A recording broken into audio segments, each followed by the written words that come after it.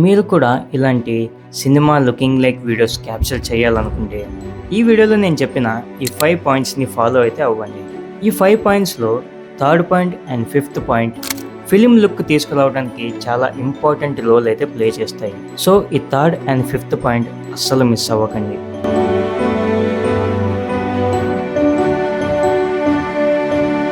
Background blur అనేది మీ normal looking వీడియోస్ని కూడా ఎక్స్ట్రా ఆర్డినరీ వీడియోస్గా మారుస్తుంది. ఈ బ్యాక్గ్రౌండ్ బ్లర్ కోసం మీ సబ్జెక్ట్ని మీ బ్యాక్గ్రౌండ్కి కొంచెం దూరంగా అయితే పెట్టాలి, అంటే డిస్టెన్స్ ఉండాలన్నమాట. సో ఎప్పుడైనా ట్రై చేయండి, మీ సబ్జెక్ట్కి మీ బ్యాక్గ్రౌండ్కి చాలా డిస్టెన్స్ అయితే ఉండాలి. అండ్ ఎప్పుడైనా మాన్యువల్ ఫోకస్లో షూట్ చేయడానికి ట్రై అయితే చేయండి, ఆటో ఫోకస్లో అసలు షూట్ చేయకండి. కలర్ గ్రేడింగ్ స్టైల్స్ని యూజ్ అయితే చేయండి, like teal and orange, cinematic dark tone, dusky tone. So ఇలా చాలా టోన్స్ అయితే ఉన్నాయన్నమాట కలర్ గ్రేడింగ్. అండ్ మీరు ఎలా పడితే అలా కలర్ గ్రేడింగ్ చేస్తే మీకు మంచిగా కనపడే వీడియోస్ కూడా దరిద్రంగా కనపడతాయి.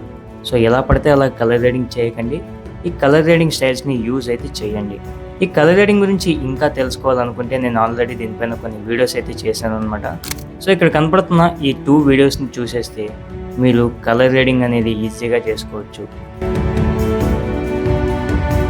Sound designing.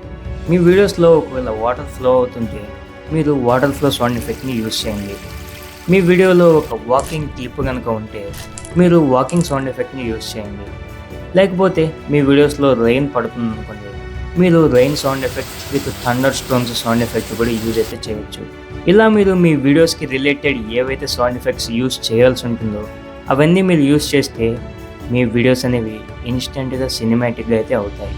అండ్ మీకు ఒక ఫిలిం అండ్ ఒక సినిమాటిక్ వైబ్ అనేది అయితే వస్తుంది. Dark tone. మీరు ఏ మూవీ అయినా తీసుకోండి, ఏ వెబ్ సిరీస్ అయినా తీసుకోండి, వాళ్ళ ఫుటేజ్ అనేది కొంచెం డార్క్గా అయితే ఉంటుంది.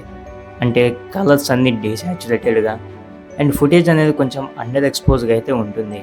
ఒకసారి మీరు క్లియర్గా అబ్జర్వ్ అయితే చేయండి.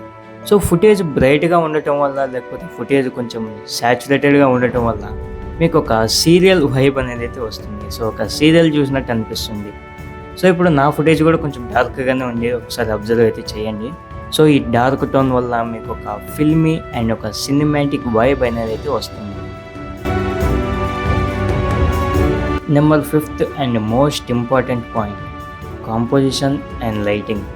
మీరు యూట్యూబ్లో ఏ వీడియోస్ అయినా చూడండి, వీడియోగ్రఫీ రిలేటెడ్, మీకు ఒక పాయింట్ చాలా కామన్గా కనపడుతుంది. చాలా కామన్ అంటే చాలా కామన్గా, కాంపోజిషన్ అండ్ లైటింగ్. సో ఈ కాంపోజిషన్ అండ్ లైటింగ్ లేకపోతే మీరు వీడియోస్ అసలు తీయలేరు అని అనుకోవచ్చు మీరు. సో ఫస్ట్ కాంపోజిషన్ ఏంటో మీకైతే చెప్తా.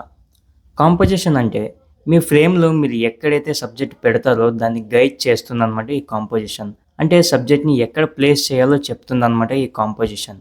అండ్ లైటింగ్ వచ్చేసి మీ సబ్జెక్ట్ పైన లైటింగ్ ఏ డైరెక్షన్లో పడుతుంది, ఎంత ఇంటెన్సిటీతో పడుతుంది, సో ఇవన్నీ లైటింగ్ అయితే చెప్తుంది. సో ఈ కాంపోజిషన్ అండ్ లైటింగ్ గురించి నేను వీడియోస్ అయితే చేశాను. సో ఇక్కడ స్క్రీన్ పైన కనపడుతున్న ఈ 2 వీడియోస్ని చూస్తే మీరు కాంపోజిషన్ అండ్ లైటింగ్ గురించి ఈజీగా అండర్స్టాండ్ అయితే చేసుకోవచ్చు.